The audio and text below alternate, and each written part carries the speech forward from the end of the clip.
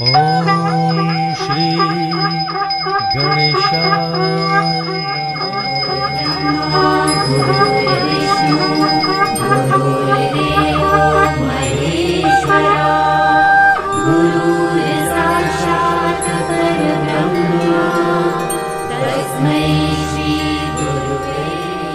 ब्रह्मा मुरारि त्रिपुरान्तकारी भानुः शशि भूमिसुतो बुधश्च गुरुश्च शुक्रः शनि Rahu केतवः survey ग्रहा शान्तिकरा।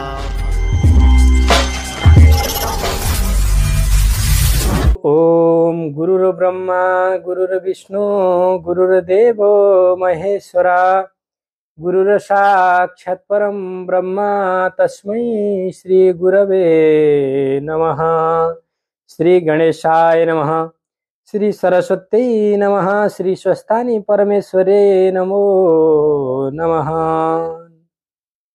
नमस्कार आदरणीय श्रद्धालु भक्तजनहरू, आज हामी सप्तम अध्याय श्री स्वस्थानीको सप्तम अध्याय वाचन गर्नेछौँ। त्यहाँभन्दा पहिला हातमा चन्दन अक्षता फुल लिएर हात जोड्नु होला। मन्त्र पुष्पाञ्जलीको लागि ओम यम ब्रह्मा वरुणेन्द्र रुद्र मरुत स्तुन्वन्ति दिव्यस्तवैरे वेदै साङ्गपद क्रमोपनिषदैरे गायन्ति यं सामगा ध्यानावस्थित तद्गतेन मनसा पश्यन्ति यं योगिनो यस्यान्तं न विदुषुरासुरगणा देवाय तस्मै नमः।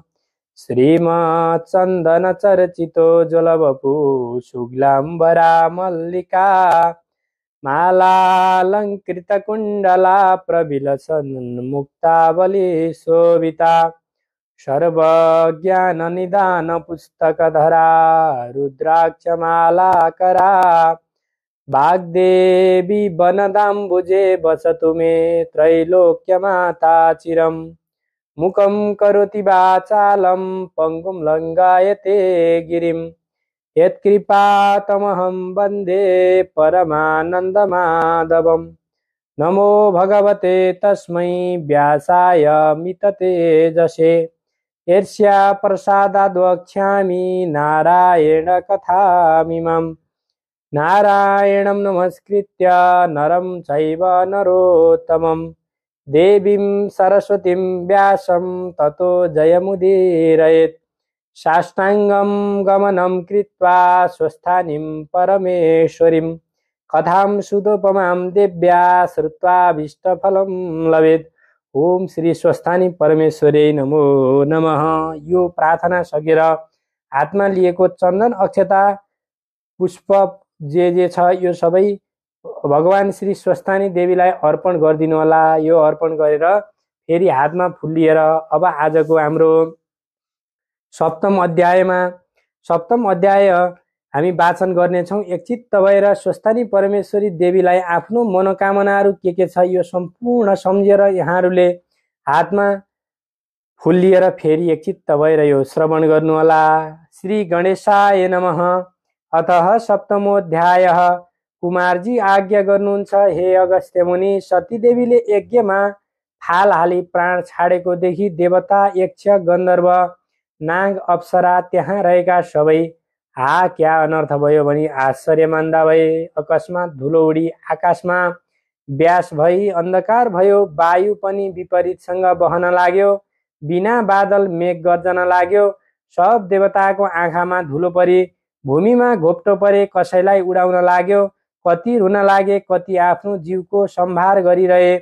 यस्ता प्रकारको महा उत्पात भयो। त्यो देखि दक्ष प्रजापतिले मनमा चिन्तना गरी सबै छोरी ज्वाइँलाई बुझाइ बोध गरी धैर्य गरी डराउनु पर्दैन भनी नाना प्रकारले सबैलाई बुझाइ बहुतै चित्त आकुल गरी आफ्ना गुरु बृहस्पति ऋषि छेउ गई दक्ष प्रजापतिले, हे गुरु, अब कसो गरौँ, अनर्थ हाहाकार भयो भनी कराउन लागे। त्यसै बेलामा नारद ऋषिले सतीदेवीको प्राण मुक्त भएको देखिकन वायु बेगले चाँडै कैलाशमा पुगे।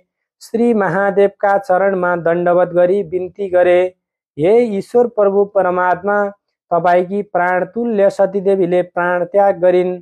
किनभने हे वृषभध्वज, हे करुणामय पापिष्ट दक्ष प्रजापतिले तपाईलाई नाना तरहका निन्दा गरी अनेक तरहको हेला गरी त्यो कहाँको देवता हो, त्यो बहुला पो हो, त्यसलाई नडाके मलाई के होला भनी तपाईको निन्दा गरेको सतीदेवीले सहन नसकी अत्यन्त क्रोध गरी लात्ताले भूमिमा हानी कसैको मुख नहेरी यज्ञको प्रदक्षिणा गरी तपाईको नाम लिई यज्ञ कुण्डमा हाम फाली प्राण त्याग गरिन्। हे प्रभु, तपाईका भयले अग्निले शरीर दग्ध गर्न सकेका छैनन्। प्राण मात्र छाडी शयन गरे झैं यज्ञ कुण्डमा रहनु भएको छ।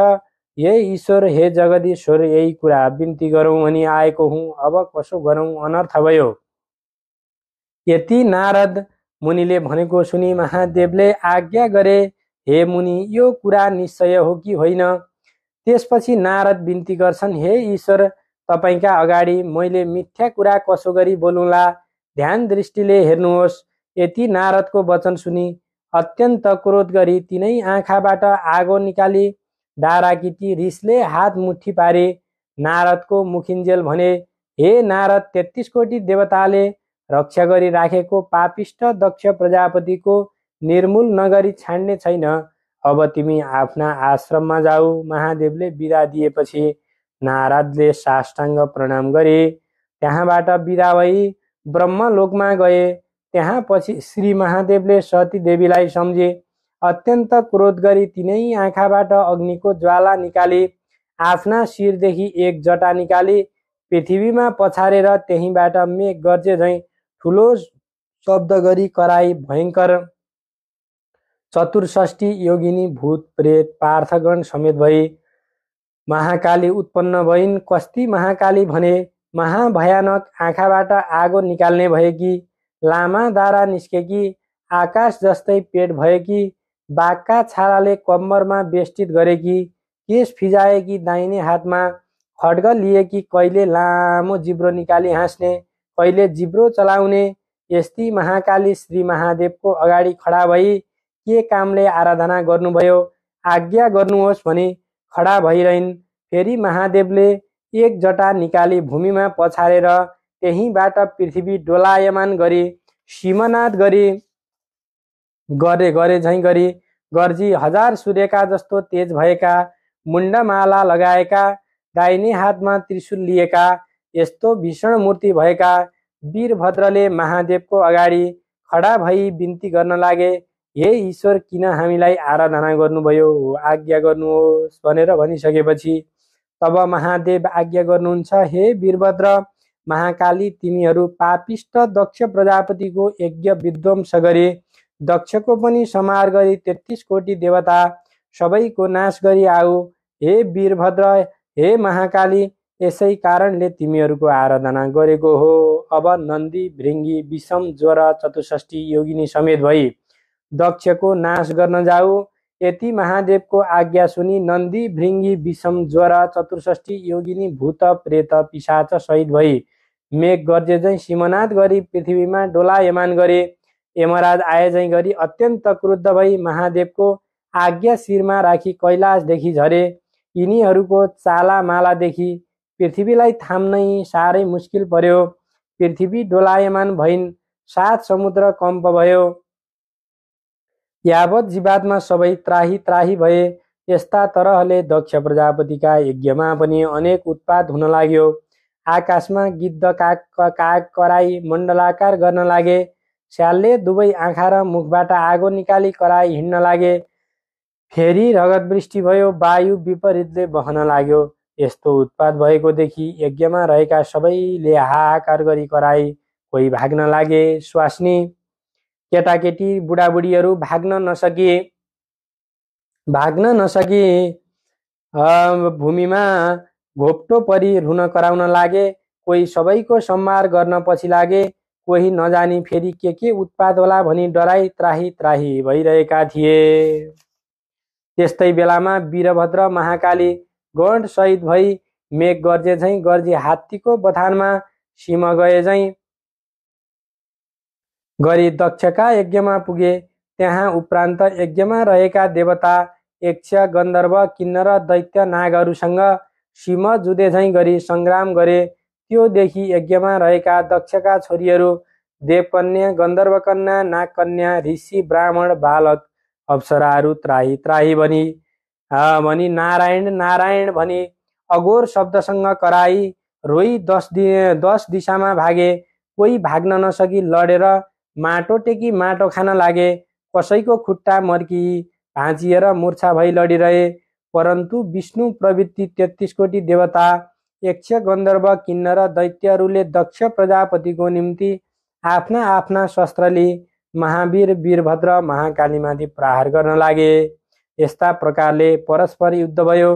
दुवैतिरका सेनाले महाअघोरसँग युद्ध गरिकन सीमनाद गर्दा भए।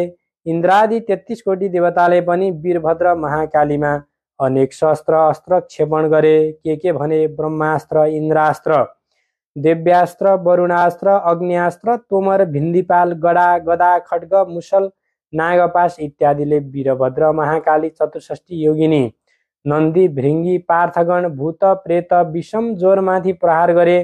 यस्ता तरहसँग आफूहरूलाई प्रहार गरेको देखि वीरभद्रका गणहरूले पनि ठुलो शब्दसँग गर्जी फौजभित्र पनि जति पाए उतिको टाउको निमुठी खाई हात भाँची खुट्टा भाँची मुर्कीले हानी रगत छेडाली देवताहरूको चूर्ण गराए।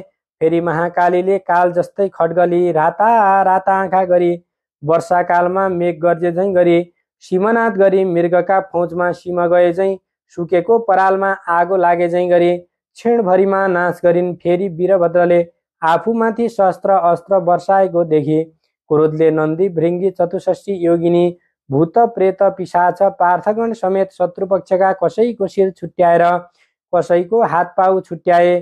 कसैको मासु खाए। रगतले मातेर कोही नाच्न लागे, कोही हाँस्न लागे। रगतको खुलो बग्यो, कोही दगुर्न लागे। यस्ता प्रकारले कोटी कोटी देवता र दक्ष प्रजापतिका सेनाको संहार गरे। फेरि यक्ष गन्धर्व किन्नर दैत्य नाग र दक्ष प्रजापतिका सेनाले महाकाली उपर शस्त्र अस्त्र वर्षाए। त्यो शस्त्र अस्त्र महाकालीमाथि पर्नासाथ भस्म भइहाले। महाकाली 64 योगिनी भूत प्रेत पिशाच पार्थगणले फेरि दक्ष प्रजापतिका सेनालाई मारे। त्यसै गरी विषम ज्वरले पनि सबका शरीरमा प्रवेश गरी अचेष्ट गराए। तब वैकुण्ठनाथ श्री विष्णुले सम्पूर्ण देवता यक्ष गन्धर्व किन्नर दैत्य नाग बाँकी रहेका दक्ष प्रजापतिको सेना बिल्कुल अचेष्ट भएकादेखि आफ्नो शरीरबाट शीतज्वर उत्पत्ति गरी सबैलाई चेष्टा गराए। फेरि नाना शस्त्र अस्त्रले अग्निका ज्वालामा पतङ्ग गए झैँ वीरभद्रमा जाइ लागे। वीरभद्रले पनि त्रिशूल उठाई सीमनाद स्वर गरी सुकेको खरमा आगो लाग्दा झैँ एक क्षणमा काटी दक्ष प्रजापतिका सेना मारिदिए। कसैको शिर छैन, कसैको हात छैन, कसैको पाउ छैन। यस्तो देखि कोही रक्षा गर भनी भाग्न नसकी भूमिमा परिरहे। यस्ता हिसाबले यज्ञ विध्वंस गरी जति पाएका देवता समाति यज्ञमा होमी नाश गर्न लागे।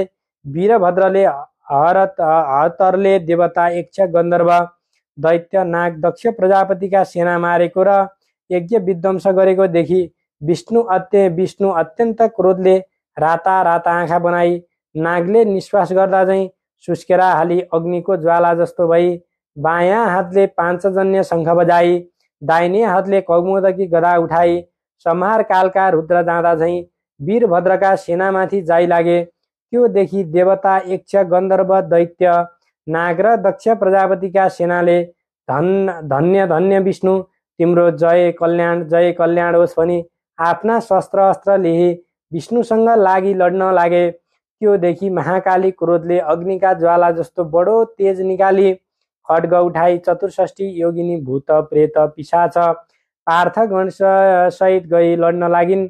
जस्तै ठुलो वायु चल्दा मेघ खण्ड खण्ड भई फाट्छ त्यस्तै देवता यक्ष गन्धर्व किन्नर दैत्य नाग र दक्ष प्रजापतिका सेनालाई 10 दिशा भगाइन्। त्यो देखि विष्णुले निर्धक्कसित वीरभद्रका छातीमा कौमुदकी गदा प्रहार गरे। त्यो गदा गयो र वीरभद्रका छातीमा लागि मूर्छा भई भूमिमा परे। फेरि विष्णुले नन्दी भृङ्गी चतुष्षष्ठी योगिनी भूत प्रेत पिशाच प्रमथगणलाई शङ्खको शब्द गरी प्रहार गरे। कोही भूमिमा परि मूर्छा भए, कोही भाग्न लागे। त्यो देखि देवता र दक्ष प्रजापतिका सेनाले धन्य विष्णु भन्दै स्तुति गरेर पुष्पवृष्टि गरे। विष्णुले पाञ्चजन्य शङ्ख बजाए। देवता, यक्ष, गन्धर्व, किन्नर, दैत्य, नाग र दक्ष प्रजापतिका सेनाले धन्य विष्णु भनी स्तुति गरेको मूर्छा भइरहेका महावीरभद्रका कानमा पर्यो र चेष्टा भयो। आफ्नो सेना कोही भूमिमा परेका र कोही भाग्न लागेका देखि अति क्रोधित भई काल समान त्रिशूल वीरभद्रले उठाई नारायणलाई हेरी बेग्लै प्रहार गरे। त्रिशूल विष्णुको छातीमा लागे। त्रिशूलको वेदना सहन नसकी नवद्वारबाट रजत बगाए। रणभूमिमा नारायण लडी मूर्छा परे। वीरभद्रले विष्णु मूर्छा परेको देखि प्रलय कालका सेनामाथि गई कोटी कोटी देवताको नाश गरी वीरभद्र गर्जेको स्वरले देवताहरू त्राही त्राही भनी कराएर भागे। मूर्छा भइरहेका नन्दी भृङ्गी चतुष्षष्ठी योगिनी भूत प्रेत पिशाचका कानमा वीरभद्रले गर्जेको शब्द परि मूर्छाबाट बिउजी खडा भई हेर्दा वीरभद्रले विष्णुलाई मूर्छा परि देवताहरूको नाश गर्न लागेको देखि धन्य धन्य वीरभद्र भनी कोलाहल शब्द गरी दक्षका सेनामाथि जाइ लागे। यस्ता तरहले बहुत ठुलो सङ्ग्राम भयो। कस्तो भयो भनौला भने, हे अगस्त्य मुनि, महाकाली वीरभद्रले दक्षका सेनाहरूमाथि जाइ लागि कोही देवताको टुप्पी समातेर पछाडि खड्ग प्रहार गरी मारे, कसैलाई मुड्कीले हानी मारे। चतुष्षष्ठी योगिनीले पनि कसैलाई निमोठिकन मारे। कसैका कोखामा हातले प्वाल पारी मुख लगाई रगत पिउन लागे। कसैलाई पक्रिएर यज्ञमा होमी मारे। यस्तो गरी कोटी कोटी देवता, यक्ष, गन्धर्व, किन्नर, दैत्य, नागहरूको नाश गरेको वीरभद्रका सेनाले जय जय भनी कराएको शब्द सुनि मूर्छा भइरहेका विष्णुका कानमा पर्यो र मूर्छाबाट बिउजी हेर्दा वीरभद्र महाकालीले दक्षको यज्ञ विध्वंस गरे। कोटी कोटी देवता दक्षका सेनाको नाश गरेको देखि विष्णु अति क्रुद्ध भई, हे पापिष्ट वीरभद्र, आज त्यसो तेरो नाश गरौँला। तेरो प्राण लिई दक्षको यज्ञ पूर्ण गरौँला। सम्पूर्ण देवता, यक्ष, गन्धर्व, किन्नर, दैत्य, नागहरूलाई सन्तोष होला। आज एकादश रुद्र तेरो सहारा भई आए पनि तेरो रक्षा गर्न सक्ने छैनन्।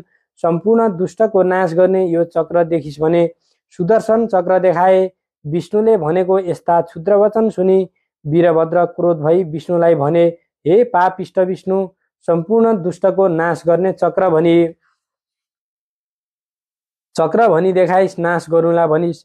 तेरो पराक्रम माफिक त्यो चक्र म माथि प्रहार गर, म पनि देखिहालौँ, मुखले मात्र भनिरहने होइन। यति वीरभद्रले भनेको वचन सुनि विष्णुले क्रोधले वीरभद्रलाई ताकि सुदर्शन चक्र प्रहार गरे। त्यो सुदर्शन चक्र कसो गरी गयो भने कोटी कोटी सूर्य जस्तो तेज भई प्रलय कालका मेघले गर्जमान गरे जस्तो स्वर गरी काल रुद्ध जाँदा चाहिँ गयो। यस्ता तरहले गएको सुदर्शन चक्रलाई देखि नन्दी भृङ्गी चतुष्षष्ठी योगिनी भूत प्रेत पिशाच प्रमथगणले त्राही त्राही महादेव बनी महावीर वीरभद्र र कालीका शरणमा गए। जस्तो समुद्र मन्थन गर्दा कालकुट विष निस्किन्थ्यो र महादेवले निलेथे, त्यस्तै वीरभद्रले त्यो चक्र आएको देखि मुख बाइदिनाले मुखमा पर्यो र निल्न तयार भए। त्यो देखि विष्णुले चाँडै गरी वीरभद्रका मुखदेखि सुदर्शन चक्र झिकी त्यहाँदेखि अन्तर्ध्यान भई वैकुण्ठ जाँदा भए। ओम इति श्री स्कन्द पुराणे केदारखण्डे माघ महात्म्ये कुमार अगस्त्य संवादे श्री स्वस्तानी परमेश्वर्यायं व्रतकथायं दक्ष सेना बधो नाम सप्तमोऽध्याय। अब आत्मा फेरि चन्दन अक्षता पुष्प लिएर यो स्वस्थानी परमेश्वरी देवीको सप्तम अध्याय श्रवण गरिसकेपछि अन्त्यमा फेरि मन्त्र पुष्पाञ्जलीको लागि हातमा फुल लिएर ओम स्वस्थानी परमेश्वरी देव्यै नमः, ओम स्वस्थानी परमेश्वरी देव्यै नमः, ओम स्वस्थानी परमेश्वरी देव्यै नमः भनेर हात जोड्नु होला।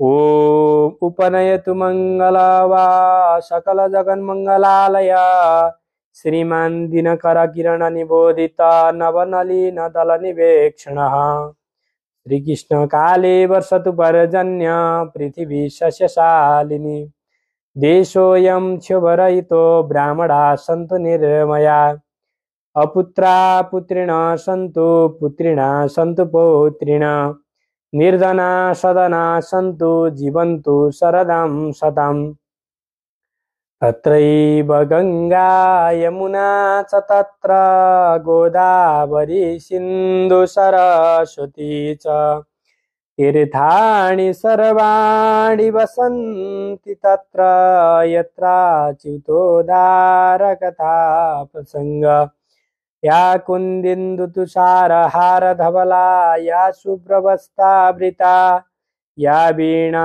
वरदण्डमण्डितकरा या श्वेतपद्मासना या ब्रह्मच्युतशङ्करा प्रभृतिवैर्देवैः सदा वन्दिता सामं पात सरस्वती भगवती निशेषजाड्यापः कायेन वाचा मनसीन्द्रियद्वा बुद्ध्यात्मना वा प्रकृतिस्वभावात् करोमि यद्यत् सकलं परस्मै नारायणायेति समर्पयेतत् नारायणायेति समर्पयेतत्।